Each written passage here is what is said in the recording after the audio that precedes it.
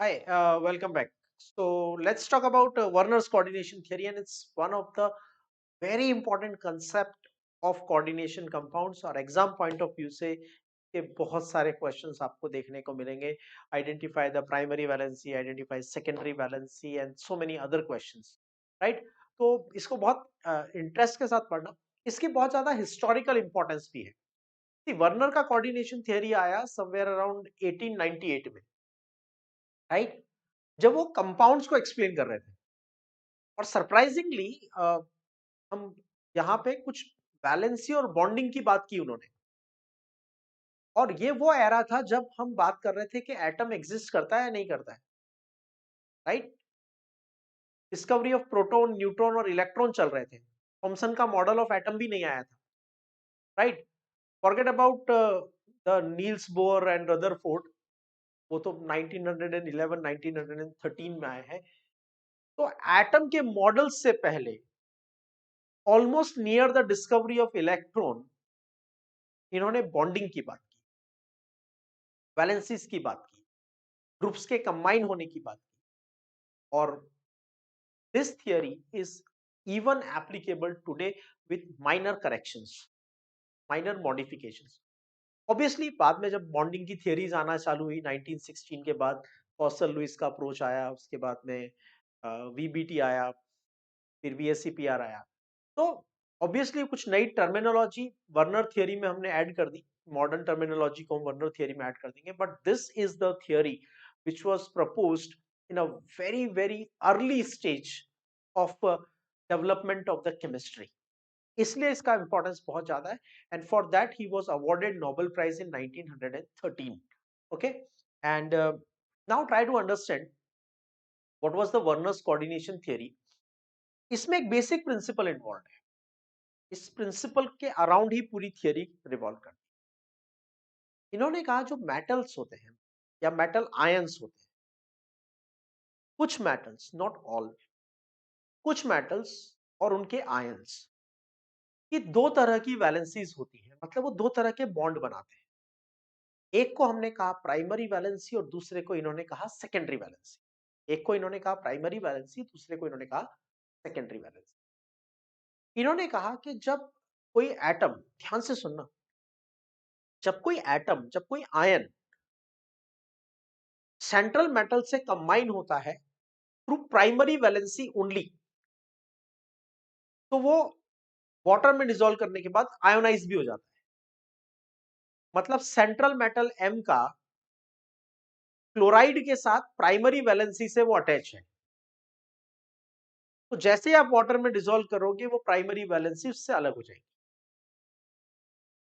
लेकिन एक आयन या एक ग्रुप एल मेटल के साथ सेकेंडरी वैलेंसी से अटैच है, तो जब आप उसको वाटर में डिसॉल्व करोगे वो आयोनाइज नहीं होगा. मतलब वर्नर का कहना यह है कि ये आपके पास एक मेटल एम है या मेटल आयन है, whatever you call it as, ठीक है, ये मेटल आयन ले लो. तो उन्होंने कहा इसके साथ कुछ ग्रुप्स प्राइमरी वैलेंसी के थ्रू अटैच होते हैं. प्राइमरी वैलेंसी को इस तरह से हम डॉटेड लाइन से शो करते हैं, ठीक है.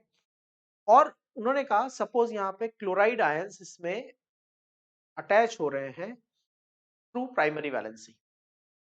तो जैसे ही मैं इसको वाटर में डिसॉल्व करूंगा ये क्लोराइड आयंस इससे अलग हो जाएंगे. लेकिन सपोज कोई ग्रुप एल है, इसको हम इस नॉर्मल लाइन से शो करते हैं. ये ग्रुप एल अगर मेटल के साथ सेकेंडरी वैलेंसी के थ्रू अटैच है, सेकेंडरी वैलेंसी के थ्रू अटैच है, तो जब आप इसको वाटर में डिसॉल्व करोगे ये ग्रुप एल जो कि सेकेंडरी वैलेंसी के थ्रू अटैच है, वो इससे सेपरेट नहीं होगा. समझ में आ रहा है? ठीक है. इसका मतलब जब मैं इसको वाटर में डिसॉल्व करूंगा तो मुझे वापस M+2 आयन नहीं मिल सकता. M के साथ 4 ग्रुप L अटैच रहेंगे, वो उसको छोड़ेंगे नहीं क्योंकि वो उसके साथ सेकेंडरी वैलेंसी से अटैच है. और ये पूरा मिलके एल पे मैंने कोई चार्ज शो नहीं किया है, ग्रुप एल के ऊपर कोई चार्ज शो नहीं किया है, एटम एम के ऊपर, आयन एम के ऊपर +2 चार्ज शो किया है, तो ओवरऑल चार्ज हो जाएगा +2 और 2 क्लोराइड आयन सेपरेट हो जाएंगे। ये वर्नर की कोऑर्डिनेशन थ्योरी का ब्रॉड एक्सप्लेनेशन। डिटेल में तो अभी जाते हैं वर्नर ने क्या एक्सपेरिमेंट किया, क्या ऑब्जर्व किया, हमें कैसे पता चलेगा प्राइमरी वैलेंसी कितनी है, हमें कैसे पता चलेगा सेकेंडरी वैलेंसी कितनी है। All these questions we will answer later. पहले आप इस वर्नर थियरी का आइडिया समझ लो। उन्होंने कहा जो मेटल होता है वो किसी दूसरे ग्रुप के साथ अटैच करने के लिए प्राइमरी वैलेंसी और सेकेंडरी वैलेंसी दोनों यूज कर सकता है।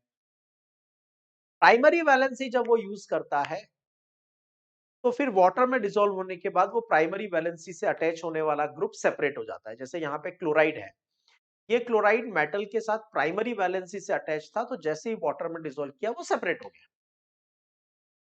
लेकिन जो ग्रुप मेटल के साथ सेकेंडरी वैलेंसी से अटैच होता है, वो ग्रुप कभी भी, वो पर्टिकुलर ग्रुप कभी भी मेटल के साथ सॉल्यूशन में डिसॉल्व करने पे सेपरेट नहीं होगा, वो मेटल के साथ अटैच्ड ही रहेगा।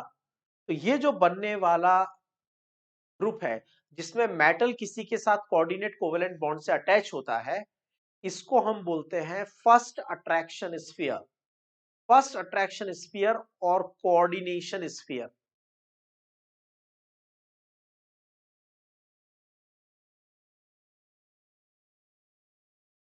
एक बात और सुनो, इन द मॉडर्न एरा जो प्राइमरी वैलेंसी है उसका मतलब है आयोनिक बॉन्ड, ठीक है, और जो सेकेंडरी वैलेंसी है उसका मतलब है कोऑर्डिनेट कोवेलेंट बॉन्ड। समझ में आ गया? ठीक है। तो अगर मैं आपसे पूछूं कि बताओ कोबाल्ट क्लोराइड की प्राइमरी वैलेंसी कितनी होती है, तो आप कैसे फाइंड करो? ठीक है, don't go and start counting the ionic bonds, this not practical. Cobalt का ऑक्सीडेशन नंबर फाइंड कर। बहुत अच्छा रूल बता रहा हूं, बहुत क्वेश्चन सॉल्व करने में काम आएगा। आपको कोई भी कॉम्प्लेक्स कंपाउंड देके आपसे पूछा गया बताओ इसकी प्राइमरी वैलेंसी कितनी है, आपको कोई स्पेशल दिमाग नहीं लगाना है, कोई स्पेशल कंसेप्ट नहीं लगाना है, सीधा सीधा उस मेटल का ऑक्सीडेशन नंबर फाइंड कर देना है। ठीक है। बहुत से लोग इसमें मिस्टेक करते हैं। जैसे मैं एक कॉम्प्लेक्स कंपाउंड लिखता हूं, CO NH3 ट्वाइस Cl2Cl, या एक कॉम्प्लेक्स कंपाउंड लिखता हूं K4FeCN6। तो बहुत बहुत बहुत बहुत कॉमन मिस्टेक करते हैं सब लोग कि जो इस स्फीयर के बाहर है वो प्राइमरी वैलेंसी, इस स्फीयर के बाहर है जो प्राइमरी वैलेंसी। सर ने कहा था ये आयोनाइजेबल होती है तो ये आयंस की तरह अलग हो जाएगा, मतलब ये प्राइमरी वैलेंसी। ऐसा नहीं करना है आपको। ठीक है। प्राइमरी वैलेंसी से उनका मतलब था मेटल का ऑक्सीडेशन नंबर। ठीक है। तो इसका ऑक्सीडेशन नंबर X, अमोनिया का पे तो कोई चार्ज जीरो होता नहीं है, अमोनिया तो मॉलिक्यूल है, उसका ऑक्सीडेशन नंबर 0। दो क्लोराइड का ऑक्सीडेशन नंबर -2, एक क्लोराइड का oxidation number -1, total is equal to 0, तो X is equal to +3। Oxidation number find कर लिया। Chapter 11th redox, chapter the 11th standard redox reactions, right. Chapter 9 में आपने सब कुछ पढ़ा है about redox reaction. So what's so important, oxidation number ही तो फाइंड करना है, that will become primary valency. जैसे यहाँ पे पोटेशियम +1, आयरन X, और 4 पोटेशियम है, iron X, cyanide -1 into 6 is equal to 0, तो X इज इक्वल टू +2। तो इसके पहले कि मैं आपको पूरी वर्नर थियरी पढ़ाऊं, आपको एक बात ये समझ लेनी है कि प्राइमरी वैलेंसी से मतलब वर्नर का था the oxidation number of the metal. ठीक है। ये क्वेश्चन आपसे बहुत फ्रिक्वेंटली पूछा जाएगा और आपको ये क्वेश्चन याद रखना है। जब भी आपसे प्राइमरी वैलेंसी पूछी जाए आपको ऑक्सीडेशन नंबर कैलकुलेट करना है। Secondary valency, what about secondary valency? Secondary valency का मतलब होता है number of coordinate covalent bond. Secondary valency का मतलब होता है number of coordinate covalent bond. How would you calculate it? तो सिंपल आइडिया है, secondary valency is equal to number of coordinate covalent bonds और number of lone pair accepted. बहुत important है ये, बहुत ज्यादा इंपॉर्टेंट है, समझ लेना अच्छे से। Number of lone pair accepted by metal. अगर कोई मेटल 4 लोन पेयर एक्सेप्ट करता है, राइट, उसे कहेंगे हम, उसका सेकेंडरी वैलेंसी 2 है।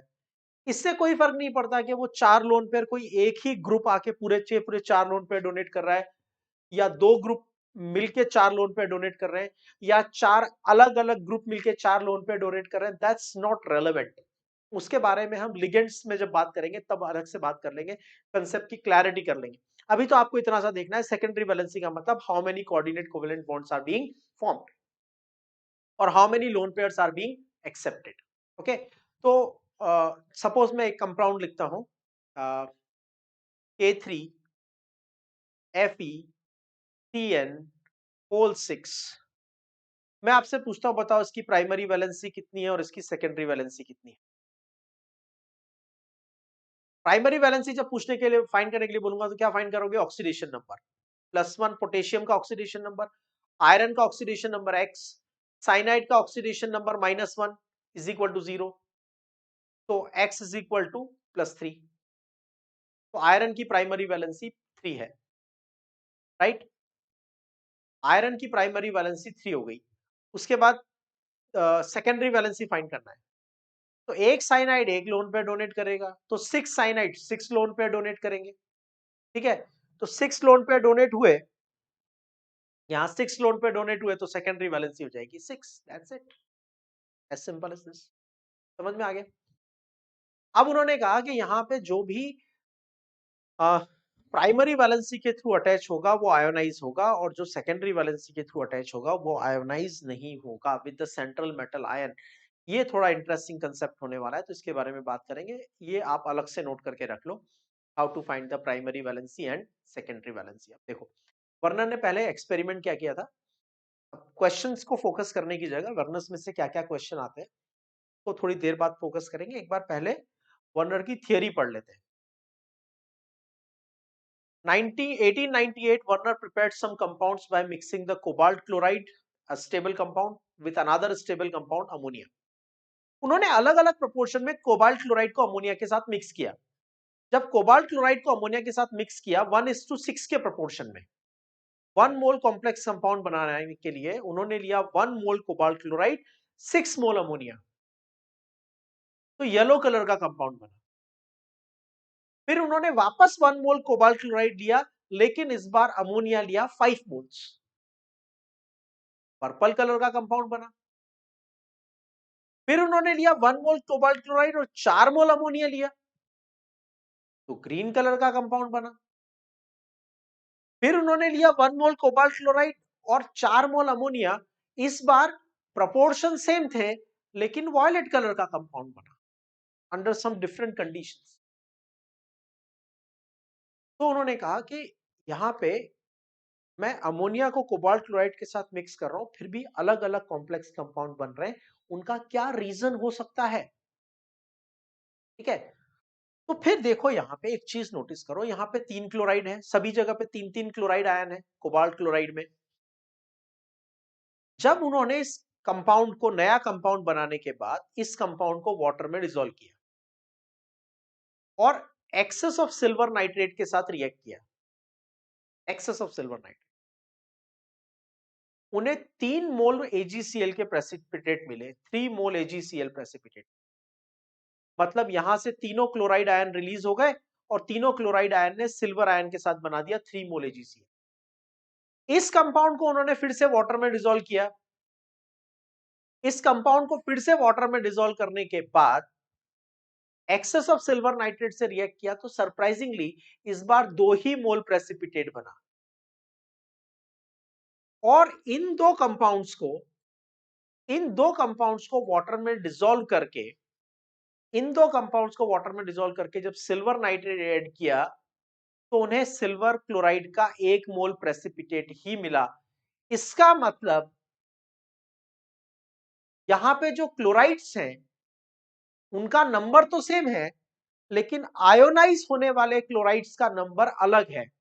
यहां 3 क्लोराइड आयोनाइज होते हैं, यहां 2 क्लोराइड आयोनाइज होते हैं और यहां एक एक क्लोराइड आयोनाइज हो रहा है। ठीक है, इसका मतलब कुछ ग्रुप्स ऐसे हैं जो कोबाल्ट के साथ सेकेंडरी वैलेंसी से अटैच हैं और कुछ ग्रुप ऐसे हैं जो कोबाल्ट के साथ प्राइमरी वैलेंसी से अटैच हैं। जो प्योर प्राइमरी वैलेंसी से अटैच है वो कंप्लीटली आयोनाइज हो जाते हैं। यहां 3 क्लोराइड आयोनाइज हो रहे हैं, इसका मतलब तीनों क्लोराइड प्राइमरी वैलेंसी से अटैच है। यहां 2 क्लोराइड आयोनाइज हो रहे हैं क्योंकि 2 मोल प्रेसिपिटेट बन रहा है। ध्यान से समझ रहे हो ना?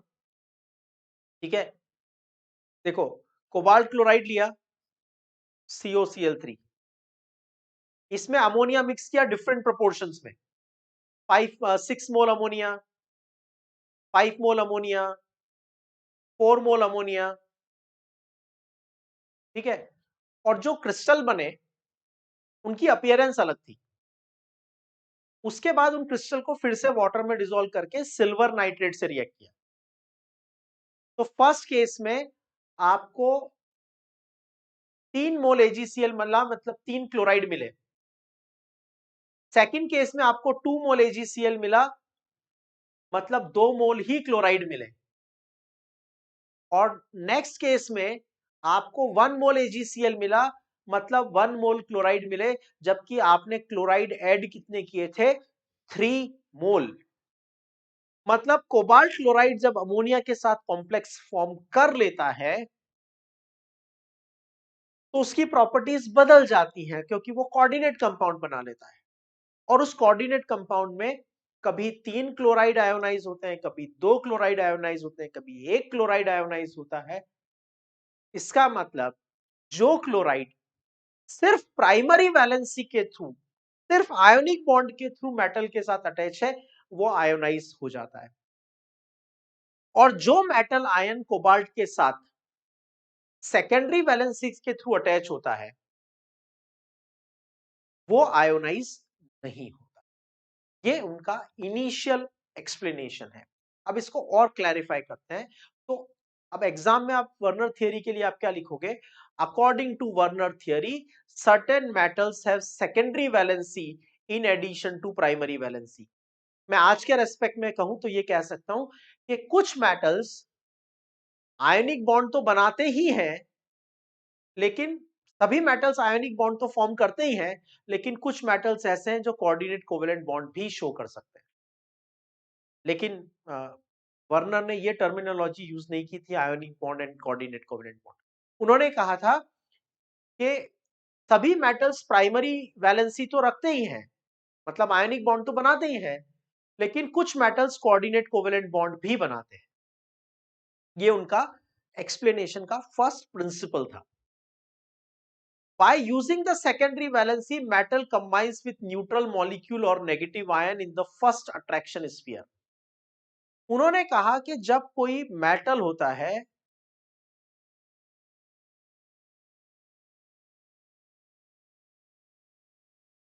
इसके साथ कुछ ग्रुप्स अटैच हो जाते हैं through secondary valency. Suppose 6 group attach हो गए, जब 6 ग्रुप अटैच हो जाएंगे तो क्या ज्योमेट्री बनेगी? 1 above 1 below 4 within the plane, मतलब ऑक्टाहेड्रल ज्योमेट्री बन जाएगी।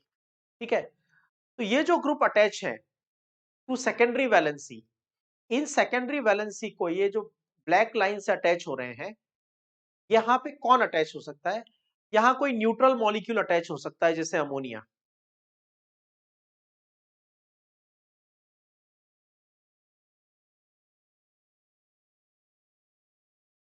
ठीक है,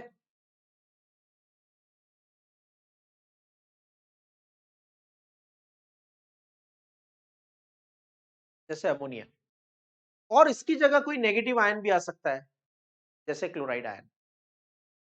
ठीक है, तो सेकेंडरी वैलेंसी को कौन सेटिस्फाई करता है? अकॉर्डिंग टू वर्नर, कोई न्यूट्रल मॉलिक्यूल या नेगेटिव आयन।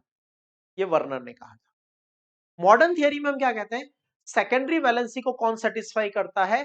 जिसके पास भी लोन पेयर डोनर की कैपेसिटी होती है, चाहे वो न्यूट्रल हो, चाहे नेगेटिव हो या पॉजिटिव हो, वो लोन पेयर डोनर होना चाहिए। वर्नर ने उस वक्त कहा था कि सेकेंडरी वैलेंसी यानी कोऑर्डिनेट कोवेलेंट बॉन्ड बनाने के लिए या तो कोई न्यूट्रल मॉलिक्यूल चाहिए या नेगेटिव आयन चाहिए। ऑब्वियसली इलेक्ट्रॉन की डिस्कवरी और बाकी सब कुछ एस्टेब्लिश प्रॉपरली नहीं था, तो वो ये तो नहीं कह सकते थे कि लोन पेयर डोनर चाहिए, पर उन्होंने एक आइडिया लगाया कि कुछ जो बॉन्ड बन रहा है यहाँ पे, वो बॉन्ड बनाने के लिए या तो कोई न्यूट्रल मॉलिक्यूल आता है या कोई नेगेटिव आयन आता है। ठीक है, अब अगर इस पूरे कॉम्प्लेक्स में मैं आपसे कहूं, बिफोर गोइंग एनी फर्दर, अगर मैं आपसे कहूं कि बताओ इसमें आपको मेटल की प्राइमरी वैलेंसी कितनी दिखती है, बताओ यहां पे आपको मेटल की प्राइमरी वैलेंसी कितनी दिख रही है? तो देखो, जो मेटल का ऑक्सीडेशन नंबर है ये उसकी प्राइमरी वैलेंसी है, plus n is the primary valency of this metal. चलो इसको एक नंबर दे देते हैं तो आगे से आपको इसको सॉल्व करने में थोड़ा इजी लगेगा। तो मैं लिख देता हूं यहाँ पे, सपोज इस पे चार्ज है +3। ठीक है ना? इस एग्जाम्पल को बहुत अच्छे से समझना आप, क्योंकि यह आपको क्वेश्चन सॉल्विंग में भी बहुत हेल्प करेगा और वर्नर थियरी में भी हेल्प करेगा। तो प्राइमरी वैलेंसी तो दिख गई, कितनी दिख गई? 3 है। सेकेंडरी वैलेंसी कितनी दिख रही है? ऑब्वियसली जो ब्लैक लाइन से ग्रुप अटैच है, मतलब 6 लोन पेयर एक्सेप्ट कर रहा है ये, it is accepting 6 lone pair, तो सेकेंडरी वैलेंसी हो गई 6। जो ग्रुप सेकेंडरी वैलेंसी के थ्रू अटैच होते हैं उसको हम बोलते हैं फर्स्ट अट्रैक्शन स्फीयर, और उनको स्क्वायर ब्रैकेट में लिखते हैं। तो मैं इसको लिखूंगा M, NH3 कितने हैं? 5, और Cl कितना है? 1। चार्ज कितना आएगा यहाँ पे? +3। +3 तो इसकी प्राइमरी वैलेंसी थी। +3 -1, बाहर चार्ज कितना आएगा? +2। यहाँ आता है मजा, यहाँ होती है गलतियां, यहाँ बड़ी मिस्टेक्स होती हैं। यहाँ पूछते हैं प्राइमरी वैलेंसी कितनी है, आप ये चार्ज देख के लिख देते हो प्राइमरी वैलेंसी +2 है। भैया प्राइमरी वैलेंसी कॉम्प्लेक्स का चार्ज नहीं होता, बार बार बता रहा हूं, प्राइमरी वैलेंसी मेटल का ऑक्सीडेशन नंबर होता है जो कि +3 है। अब एक बहुत बढ़िया कंसेप्ट पढ़ाऊंगा मैं आपको इस एग्जाम्पल के थ्रू। ठीक है, जो टेक्स्ट बुक्स में प्रॉपरली क्लियर नहीं है, लेकिन आपको समझना है और बहुत काम का कंसेप्ट है। इसी एग्जाम्पल से समझाऊंगा, ध्यान से देखना। According to Werner, metals have two types of valency: primary valency, which is ionizable valency, and secondary valency, which is non-ionizable. Suppose इसके साथ दो क्लोराइड, अब इस +2 को सेटिस्फाई करने के लिए क्या चाहिए? -2, तो दो क्लोराइड आ गए टू प्राइमरी वैलेंसी। अभी देखो, जो प्राइमरी वैलेंसी का मतलब है आयोनिक बॉन्ड, और आयोनिक बॉन्ड नॉन डायरेक्शनल होता है, the charge is a scalar quantity. ठीक है, तो आयनिक बॉन्ड को आप कहीं पे भी लगा दो, कोई फर्क नहीं पड़ता, मतलब जहां आपकी चॉइस है वहां पे आप क्लोराइड लगा दो, कोई फर्क नहीं पड़ता।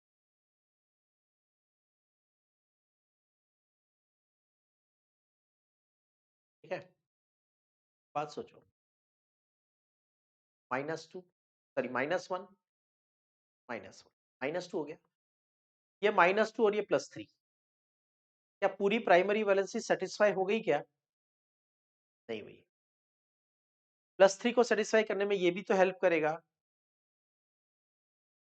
मतलब मेटल के पॉजिटिव चार्ज को ये क्लोराइड भी सेटिस्फाई कर रहा है। मोस्ट इंटरेस्टिंग, ये जो क्लोराइड मैंने शो किया, जो ब्लैक लाइन से भी है और रेड डॉटेड लाइन से भी है, वो ब्लैक लाइन से शो क्यों किया? क्योंकि वो लोन पेयर का डोनर है, मेटल के साथ लोन पेयर डोनेट करके बॉन्ड बना रहा है। मतलब सेकेंडरी वैलेंसी को सेटिस्फाई कर रहा है। समझो ध्यान से, मैंने ब्लैक लाइन पहले बना दी थी ना, इसका मतलब मैंने ये बोल दिया था आपको कि मेटल और क्लोराइड के बीच में कोऑर्डिनेट कोवेलेंट बॉन्ड बन गया, क्लोराइड ने लोन पेयर डोनेट कर दिया, क्लोराइड ने सेकेंडरी वैलेंसी को सेटिस्फाई कर दिया। लेकिन क्लोराइड पे चार्ज है माइनस और मेटल पे चार्ज है +3, तो +3 और -1, उसने मेटल का 1 यूनिट पॉजिटिव चार्ज भी सेटिस्फाई कर दिया। उसने मेटल का 1 यूनिट पॉजिटिव चार्ज भी सेटिस्फाई कर दिया, मेटल के ऑक्सीडेशन नंबर को भी थोड़ा सेटिस्फाई कर दिया।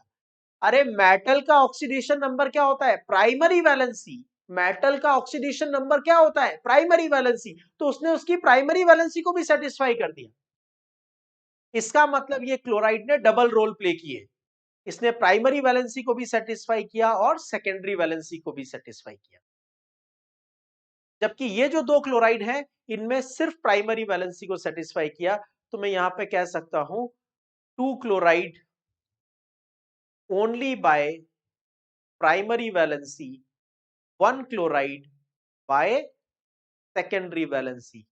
अब क्या होगा, जब मैं इसको वाटर में डिसॉल्व करूंगा तो कौन से क्लोराइड आयोनाइज होंगे और कौन से नहीं होंगे? तो भैया सीधी सी बात है, जो क्लोराइड प्योर प्राइमरी वैलेंसी से अटैच हैं, जो क्लोराइड्स प्योर प्राइमरी वैलेंसी से अटैच हैं वो आयोनाइज हो जाएंगे। लेकिन जो chloride primary as well as secondary valency से अटैच है, 1 chloride is satisfied by secondary valency and primary valency. तो जो क्लोराइड सेकेंडरी वैलेंसी के थ्रू अटैच है वो आयोनाइज नहीं होंगे, जो क्लोराइड प्राइमरी वैलेंसी के थ्रू अटैच है वो आयोनाइज हो जाएंगे। तो हमेशा याद रखना, हमेशा याद, अगर कोई नेगेटिव आयन, चाहो तो इसको नोट करके रखो, अगर कोई नेगेटिव आयन मेटल के साथ कोऑर्डिनेट कोवेलेंट बॉन्ड बनाता है, if any negative ion forms coordinate covalent bond with a central metal atom or ion, then it satisfies primary valency as well as secondary valency। सिर्फ लिखने से मतलब नहीं है, बात समझ में भी आनी चाहिए। It satisfies primary valency as well as secondary valency। इसका मतलब प्राइमरी वैलेंसी सेटिस्फाई कर रहा है, मतलब वो जो नेगेटिव आयन है वो पॉजिटिव को सेटिस्फाई कर रहा है, पॉजिटिव चार्ज को कम कर रहा है। और सेकेंडरी वैलेंसी को सेटिस्फाई कर रहा है, मतलब वो कोऑर्डिनेट कोवेलेंट बॉन्ड भी बना रहा है। ठीक है, तो जब भी कोई नेगेटिव आयन कोऑर्डिनेशन स्फीयर के अंदर आ जाता है तो वो primary valency plus secondary valency को सेटिस्फाई करने लगता है। ठीक है, अच्छा बताओ, K4FeCN6, इसमें कितने साइनाइड प्राइमरी वैलेंसी से अटैच है, कितने सेकेंडरी से अटैच है? तो देखो, पहले इसका ऑक्सीडेशन नंबर फाइंड करोगे तो आएगा +2, और साइनाइड पे चार्ज होता है माइनस। तो जब 6 साइनाइड है ना, तो 6 साइनाइड में से 2 साइनाइड ऐसे हैं जो उसके पॉजिटिव चार्ज को सेटिस्फाई करेंगे, मतलब प्राइमरी वैलेंसी को सेटिस्फाई करेंगे, लेकिन वो स्क्वायर ब्रैकेट के अंदर लिखे हुए हैं। इसका मतलब वो कोऑर्डिनेट कोवेलेंट बॉन्ड भी बनाएंगे। तो 2 क्लोराइड ऐसे हैं जो प्राइमरी वैलेंसी और सेकेंडरी वैलेंसी को सेटिस्फाई कर रहे हैं, और बाकी के बचे 4 साइनाइड ऐसे हैं जो पॉजिटिव चार्ज तो न्यूट्रल हो गया, +2 -2। ठीक है, तो बाकी के 4 साइनाइड सिर्फ सेकेंडरी वैलेंसी के थ्रू अटैच है। तो एग्जाम में अगर आपसे पूछा कि प्राइमरी वैलेंसी कितनी है, या जितना ऑक्सीडेशन नंबर है उतनी प्राइमरी वैलेंसी है। ठीक है, कितने साइनाइड प्राइमरी को शो प्राइमरी को सेटिस्फाई कर रहे हैं, कितने सेकेंडरी को, मैंने आपको कैलकुलेशन बता दिया। +2 को सेटिस्फाई करने के लिए चाहिए -2, मतलब 2 साइनाइड प्राइमरी वैलेंसी को सेटिस्फाई कर रहे हैं, लेकिन वो कोऑर्डिनेशन स्फीयर के अंदर भी है। इसका मतलब वो सेकेंडरी वैलेंसी को भी सेटिस्फाई कर रहे हैं। ठीक है, और जो 4 साइनाइड है कोऑर्डिनेशन स्फीयर के अंदर बचे हुए 4 साइनाइड, वो सिर्फ सेकेंडरी वैलेंसी को शो, ठीक है। तो यहां पे कितने साइनाइड आयोनाइज होंगे?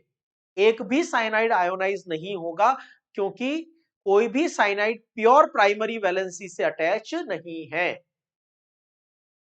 ठीक है। एक भी साइनाइड यहां से आयोनाइज नहीं होगा। हाँ, ये काउंटर आयन आयोनाइज हो जाएगा, that's a different thing. This is not the part of primary valency और सेकेंडरी वैलेंसी, ठीक है। Now the primary valency is similar to the positive charge और the oxidation number of the metal, और जो भी pure primary valency के through attach होता है वो आयन में जाके सॉल्यूशन में जाके फ्री हो जाता है। मतलब जब मैं इस कॉम्प्लेक्स को वाटर में डिसॉल्व करूंगा तो ये वाला क्लोराइड और ये वाला क्लोराइड फ्री हो जाएंगे, ठीक है, आयोनाइज हो जाएंगे। Primary valency is satisfied by negative ion only. Primary valency का मतलब मेटल का पॉजिटिव ऑक्सीडेशन नंबर, और पॉजिटिव ऑक्सीडेशन नंबर को चाहिए सेटिस्फाई करने के लिए चाहिए नेगेटिव आयन, ठीक है। सेकेंडरी वैलेंसी को कौन सेटिस्फाई कर सकता है? कोई भी lone pair donor. Lone pair donor क्या हो सकता है? न्यूट्रल मॉलिक्यूल लाइक अमोनिया भी हो सकता है, और कोई नेगेटिव आयन भी हो सकता है, ठीक है। तो ये 4 पॉइंट तो पहले आप नोट कर लो वर्नर्स कोऑर्डिनेशन थ्योरी की। थ्योरी अभी खत्म नहीं हुई है, बट ये 4 पॉइंट आप कॉपी कर लो, ठीक है। फर्दर देखो, तो वीडियो को पॉज करके 4 पॉइंट कॉपी कर लेना पहले। Secondary valency is a non ionisable valency. अगर कोई ग्रुप सेकेंडरी वैलेंसी के थ्रू अटैच हो गया मेटल से, कोऑर्डिनेट कोवेलेंट बॉन्ड के थ्रू अटैच हो गया, तो अब वो आयोनाइज नहीं होगा। जैसे यहाँ पे 6 साइनाइड ब्रैकेट के अंदर लिखे हुए हैं, स्क्वायर ब्रैकेट के अंदर, मतलब ये सेकेंडरी वैलेंसी को तो सेटिस्फाई कर ही रहे हैं। इसका मतलब इन 6 में से एक भी साइनाइड आयोनाइज नहीं होगा। ये एक क्लोराइड स्क्वायर ब्रैकेट के अंदर लिखा हुआ है, इसका मतलब ये एक क्लोराइड कोऑर्डिनेट कोवेलेंट बॉन्ड बना रहा है, मतलब ये एक क्लोराइड सेकेंडरी वैलेंसी से अटैच है, मतलब ये वाला क्लोराइड आयोनाइज नहीं होगा, ठीक है। Secondary valency of the metal is a definite and independent of primary valency. Secondary valency जो मेटल की होती है, ये वर्नर ने कहा था कि जैसे कोबाल्ट का सेकेंडरी वैलेंसी 6 है, तो जब भी कॉम्प्लेक्स कंपाउंड बनाएगा 6 कोऑर्डिनेट कोवेलेंट बॉन्ड ही बनाएगा, और चाहे कोबाल्ट पे चार्ज हो +2, चाहे कोबाल्ट पे चार्ज हो +3, उसका जो प्राइमरी वैलेंस सेकेंडरी वैलेंसी है वो 6 रहेगा, ऐसा वर्नर ने कहा था, ठीक है। वेल, अगर मैं मॉडर्न रेस्पेक्ट में बात करूं तो ये बात सही नहीं है। मेटल की कोऑर्डिनेशन नंबर 2, 4 और 6 हो सकते हैं, मतलब same metal can show the coordination number 2, 4 as well as 6। Now secondary valency को हम कोऑर्डिनेशन नंबर बोलते हैं, जितने कोऑर्डिनेट कोवेलेंट बॉन्ड बनते हैं उसको हम बोलते हैं कोऑर्डिनेशन नंबर। जैसे यहाँ पे मैंने 6 ब्लैक लाइंस बनाई, मतलब 6 सेकेंडरी वैलेंसी है, तो आई विल से इसका कोऑर्डिनेशन नंबर है 6। Ions of the group attached to the metal to the secondary valency have a definite arrangement in the space depending upon the coordination number. Secondary valency जो होती है वो directional होती है, मतलब अगर 4 है तो या तो वो स्क्वायर प्लेनर में अरेंज होंगे या फिर वो टेट्राहेड्रल में अरेंज होंगे, और अगर 6 है, कोऑर्डिनेशन नंबर 6 है, तो वो हमेशा ऑक्टाहेड्रल ज्योमेट्री में अरेंज होंगे। तो यहां पे मॉलिक्यूलर फॉर्मूला सेम था, ठीक है, फिर भी कलर अलग क्यों आया? क्योंकि इनका स्पेस में अरेंजमेंट अलग है। इन दोनों कंपाउंड का मॉलिक्यूलर फॉर्मूला सेम है, स्पेस में अरेंजमेंट अलग है, so they are actually isomer of each other.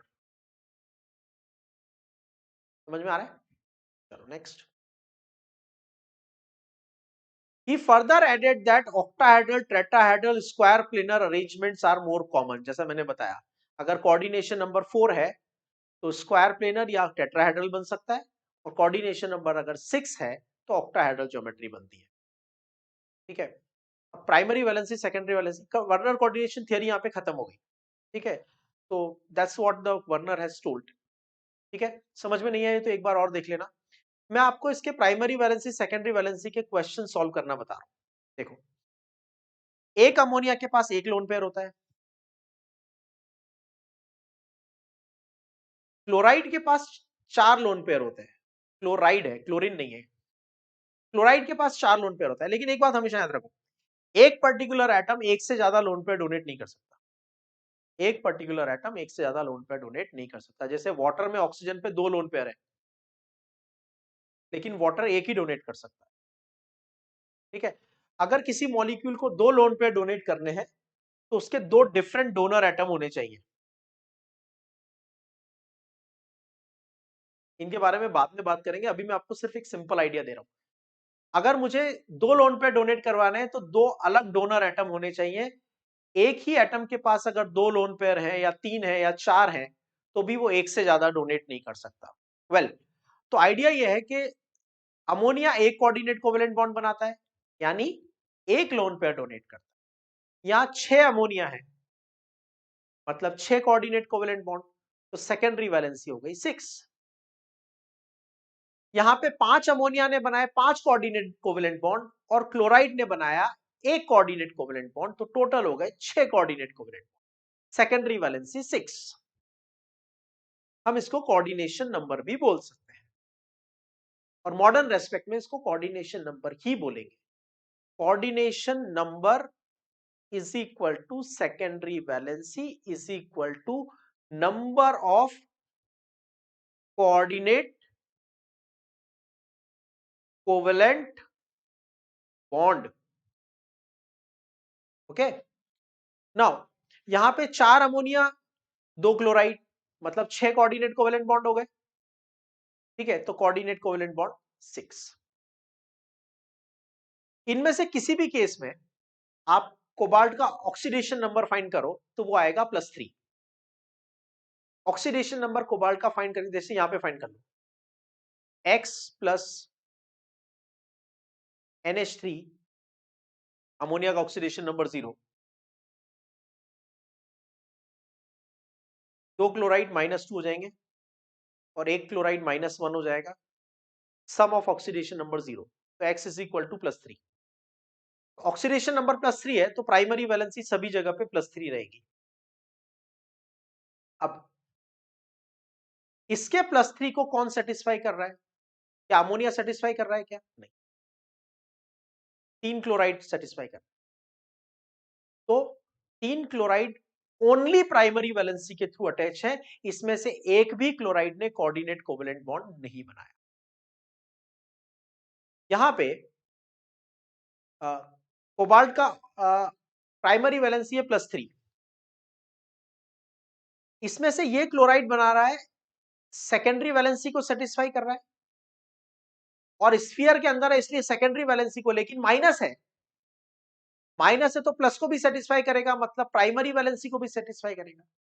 तो एक क्लोराइड ऐसा है जो प्राइमरी सेकेंडरी दोनों को सेटिस्फाई करता है, और 2 क्लोराइड ऐसे हैं जो ओनली प्राइमरी को सेटिस्फाई करते हैं।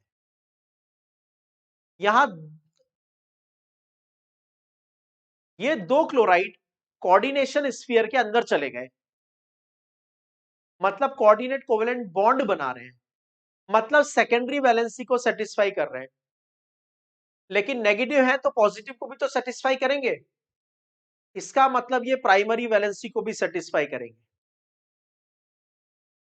ठीक है, इसका मतलब यहां पे 2 क्लोराइड ऐसे हैं जो प्राइमरी और सेकेंडरी दोनों को सेटिस्फाई करते हैं, और ये वाला क्लोराइड कोऑर्डिनेट कोवेलेंट बॉन्ड नहीं बना रहा है मेटल के साथ, तो ये सिर्फ प्राइमरी वैलेंसी को सेटिस्फाई कर रहा है। तो जब मैं इन कंपाउंड्स को वाटर में डिसॉल्व करूंगा तो यहां 3 क्लोराइड प्राइमरी वैलेंसी से अटैच है, तो तीनों आयोनाइज हो जाएंगे। यहां 2 क्लोराइड प्राइमरी वैलेंसी से अटैच है, तीसरा सेकेंडरी और प्राइमरी दोनों से अटैच है, तो ये आयोनाइज नहीं होगा। और यहां 2 क्लोराइड सेकेंडरी और प्राइमरी दोनों से अटैच है, इसलिए ये भी आयोनाइज नहीं होगा। समझ में आया? नाउ यहां पे एक क्लोराइड प्योर प्राइमरी वैलेंसी से अटैच है, तो ये एक ही क्लोराइड आयोनाइज होगा। जो 2 chloride primary as well as secondary से अटैच है वो आयोनाइज नहीं होंगे। Group satisfying only secondary valency, ammonia इसके साथ आयोनिक बॉन्ड तो नहीं बना सकता, इसके पॉजिटिव चार्ज को तो सेटिस्फाई नहीं कर सकता क्योंकि अमोनिया तो न्यूट्रल है। अगर अमोनिया न्यूट्रल है तो वो कोबाल्ट प्लस 3 के साथ कैसे कंबाइन हुआ? सोचने वाली बात है ना। कोबाल्ट प्लस 3 और अमोनिया न्यूट्रल, तो ये कैसे कंबाइन हो गए आपस में? By donating the lone pair. इसका मतलब ये जो अमोनिया है ये सिर्फ सेकेंडरी वैलेंसी को सेटिस्फाई कर रहे हैं। तो 6 अमोनिया, 5 अमोनिया, 4 अमोनिया, कितने आयंस बनेंगे? तो देखो, एक तो ये पूरा का पूरा कॉम्प्लेक्स बनेगा,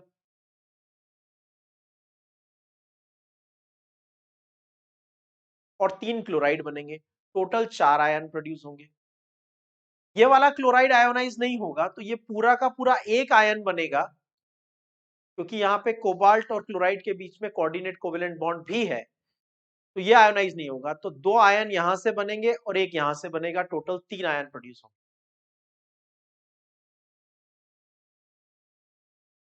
एक आयन ये बनेगा और एक ये बनेगा, टोटल 2 ही आयंस प्रोड्यूस। ठीक है, तो आई होप आपको वर्नर थ्योरी का कंसेप्ट समझ में आ गया होगा, और उसके क्वेश्चंस कैसे आएंगे वो भी समझ में आ गया होगा।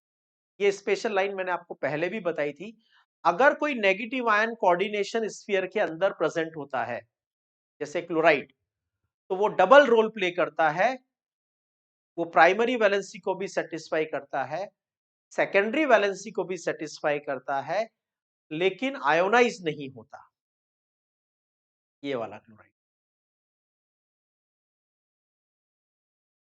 ये नेगेटिव है इसलिए पॉजिटिव को सेटिस्फाई करेगा, मतलब प्राइमरी वैलेंसी, और ये कोऑर्डिनेट कोवेलेंट बॉन्ड भी बना रहा है, मतलब सेकेंडरी वैलेंसी। तो negative ion in coordination sphere satisfies both primary valency as well as secondary valency, but it does not get ionise. Ionise कौन होता है? जो ओनली प्राइमरी वैलेंसी के थ्रू अटैच होता है। ठीक है, अब वर्नर की थियरी में कुछ पॉइंट्स हैं जो मिसिंग थे, हमको अब आगे से याद रखेंगे। वर्नर ने कहा था कि सेकेंडरी वैलेंसी यानी कोऑर्डिनेट कोवेलेंट बॉन्ड बनाने के लिए या तो न्यूट्रल चाहिए या नेगेटिव। ऐसा एक्चुअली नहीं है। कोई भी लोन पेयर डोनर चलेगा, वो पॉजिटिव लोन पेयर डोनर भी हो सकता है, जैसे NH2 NH3 प्लस, ये पॉजिटिव आयन है लेकिन लोन पेयर डोनर भी है। ठीक है, तो वर्नर के थ्रू सेकेंडरी वैलेंसी को कौन सेटिस्फाई करता है? वर्नर के थ्रू सेकेंडरी वैलेंसी को कौन सेटिस्फाई करता है? लोन पेयर कौन डोनेट करता है? नेगेटिव और न्यूट्रल। एक्चुअली कौन कर सकता है? नेगेटिव, न्यूट्रल और positive.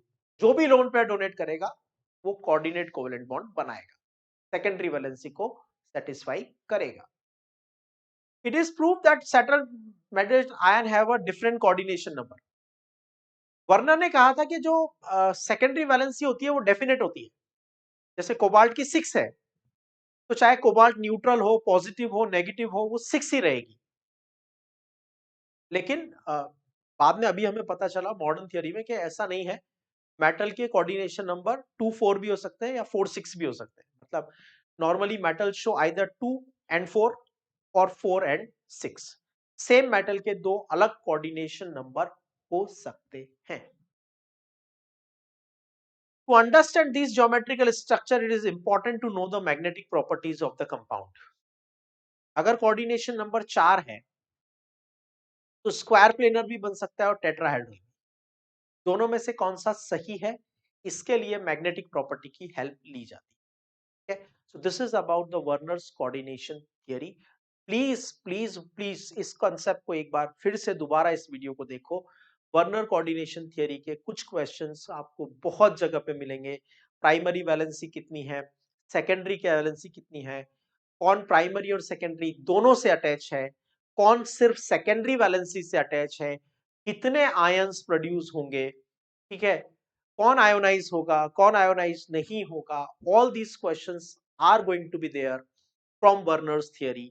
Don't expect that they will write you ask you to write a note on Werner's theory, right. अगर वो नोट लिखने के लिए बोलते हैं तो ठीक है, आपने ये 2 स्लाइड में से आप नोट्स बना सकते हो, ये 1 and 2, ये वर्नर थियरी के थियरी नोट्स हो गए। लेकिन कंसेप्ट समझना बहुत जरूरी है, डॉटेड लाइन को समझना बहुत जरूरी है, सॉलिड लाइन को समझना बहुत जरूरी है, सॉलिड प्लस डॉटेड लाइन को समझना, right. Hope the concept of Werner theory is clear. ठीक है, इसको अच्छे से एक बार जरूरत पड़ती है तो देख लो। ठीक है. In the next section we will talk more about complex compounds with the modern respects. अब हम डिस्कस करेंगे लिगेंड्स क्या होते हैं, कोऑर्डिनेशन नंबर्स क्या होते हैं, कोऑर्डिनेशन स्फीयर क्या होता है, ठीक है, इफेक्टिव एटॉमिक नंबर क्या होता है, how do we do the nomenclature. So now we will talk more detail about the coordinate compound with respect to the modern theories.